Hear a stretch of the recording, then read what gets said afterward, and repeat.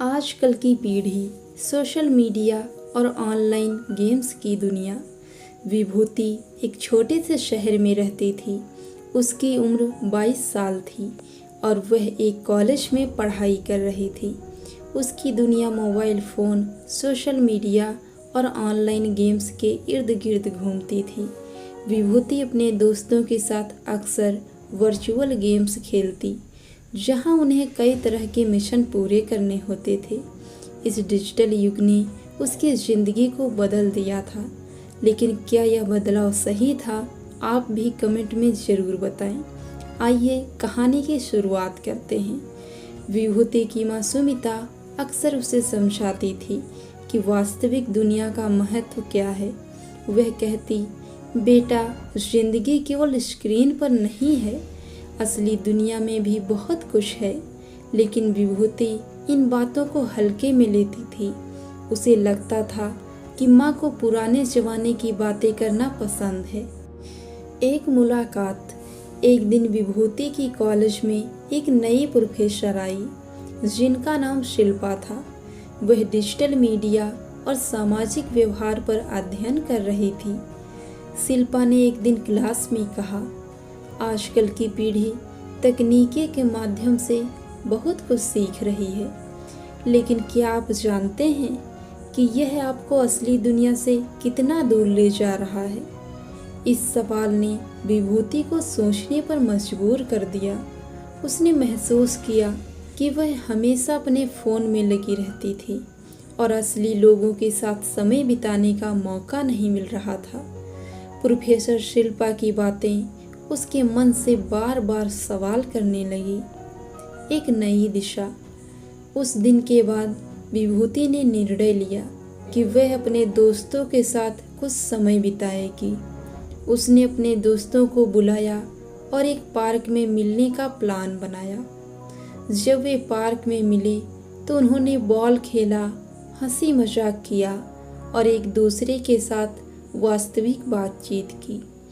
उस दिन विभूति ने महसूस किया कि असली रिश्ते और अनुभव कितने महत्वपूर्ण हैं। धीरे धीरे विभूति ने अपने जीवन में बदलाव लाना शुरू किया।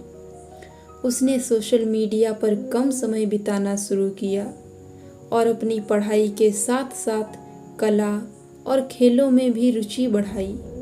वह अपने परिवार के साथ भी अधिक समय बिताने लगी। चुनौती। लेकिन यह आसान नहीं था। उसके कई दोस्त अभी भी ऑनलाइन गेम्स और सोशल मीडिया में व्यस्त थे। विभूति को उन पर अंकुश लगाना पड़ा।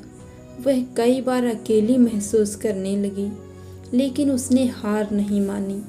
उसने अपने नए विचारों को साझा किया और कुछ दोस्तों को अपने साथ जोड़ा। वे सभी पार्क में मिलकर समय बिताने लगे। इस प्रक्रिया में विभूति ने सीखा कि असली जिंदगी में खुश रहने के लिए एक दूसरे का साथ जरूरी है। वह अपने दोस्तों को प्रेरित करने लगी और धीरे धीरे उन्होंने भी अपनी आदतें बदलनी शुरू की। आत्म खोज। एक दिन विभूति ने अपने कॉलेज में एक कार्यशाला का आयोजन किया। उसने अपने अनुभवों को साझा किया और बताया कि कैसे उसने तकनीकी के साथ संतुलन बनाया। उसके कई सहपाठी इस कार्यशाला में भी शामिल हुए। उन्होंने अपने विचार साझा किए और इस पर चर्चा की। विभूति ने महसूस किया कि अब वह केवल एक छात्र नहीं बल्कि एक प्रेरक बन गई थी। उसने अपने अनुभवों को साझा करके दूसरों को भी प्रेरित किया। उसके मन में यह सोचने की प्रेरणा आई कि आजकल की पीढ़ी को केवल तकनीकी नहीं बल्कि जीवन की असली अनुभवों की भी आवश्यकता है। नया मार्ग। समय के साथ विभूति और उसके दोस्तों ने मिलकर एक समूह बनाया, जिसका नाम असली रिश्ते रखा गया। उसका उद्देश्य था कि वे युवा पीढ़ी को असली जीवन के महत्व के बारे में जागरूक करें। वे विभिन्न कार्यशालाएं, मीटिंग्स और आउटडोर एक्टिविटीज़ का आयोजन करते थे। इस समूह ने स्थानीय स्कूलों में जाकर बच्चों को तकनीक का सही उपयोग करने के बारे में बताया।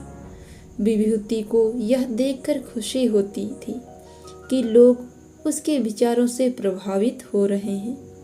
भविष्य की ओर विभूति अब एक नई दिशा में आगे बढ़ रही थी। उसने अपनी पढ़ाई के साथ साथ समाज सेवा में भी रुचि लेना शुरू कर दिया था। उसने यह समझा था कि तकनीकी और असली दुनिया का संतुलन बनाए रखना कितना महत्वपूर्ण है। एक दिन विभूति ने अपने माता पिता के साथ बैठकर उनके अनुभवों को सुना। उसने सीखा कि हर पीढ़ी की अपनी चुनौतियाँ और सफलताएं होती हैं। उसने महसूस किया कि आजकल की पीढ़ी को भी अपने अनुभवों से सीखना और अपने पूर्वजों की बातें सुनना चाहिए। निष्कर्ष, इस तरह विभूति और उसके दोस्तों ने एक नई सोच विकसित की। उन्होंने यह समझा कि आजकल की पीढ़ी के पास ज्ञान और जानकारी की कमी नहीं है, बल्कि उन्हें अपने अनुभवों और रिश्तों को महत्व देने की आवश्यकता है। विभूति ने सीखा कि असली रिश्ते हंसी मजाक और एक दूसरे के साथ ही जिंदगी को सार्थक बनाते हैं। तकनीकी एक उपकरण है, लेकिन असली खुशी और संतोष तो इंसानियत में है। आजकल की पीढ़ी ने इस समझ के साथ आगे बढ़ने का निश्चय किया। विभूति और उसके दोस्त एक नई दुनिया की ओर बढ़ रहे थे, जहां तकनीक और असली जीवन का संतुलन उनके जीवन को बेहतर बना सके। दोस्तों, आपको कैसी लगी ये कहानी? आपने क्या सीखा इस कहानी में? कमेंट करके ज़रूर बताएं। और अगर चैनल पे नए हैं तो चैनल को सब्सक्राइब करें। धन्यवाद।